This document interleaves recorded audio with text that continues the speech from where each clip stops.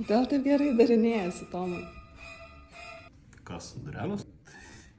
Edita, ten dismontuoti Hafelė mūsų naujieji lankstai, 310 serija, kuri rinkoje yra kaip ir naujiena, bet ir ilgametė Hafelė darbas sėkmingai einant link šito produkto.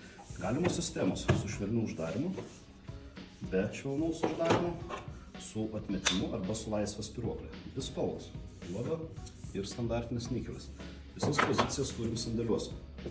Labai patogus montavimas ir reguliavimas vieno ekscentrinio varžto pagalba, kurie yra integruoti į plokštelę arba į patį lankstą.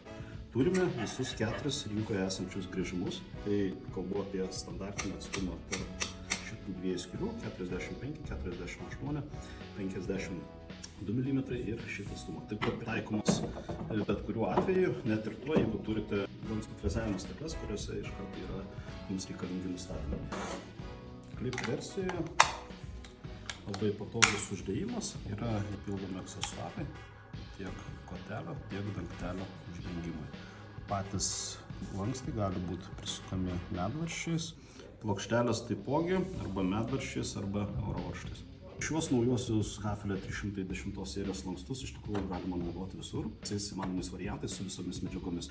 Šitie lankstai yra tinkami ir mažoms ir didelėms durelėms, taipogi dėl švelnaus uždarimo ypatumų turi tokią savybę, turint didelės duris su 5 ar 6 lankstais, nieko nereikia atjunginėti, kaitalioti lankstus su softu, be softo viskas veikia puikiai, netgi mažos ir siauros durelės irgi visada užsidaro.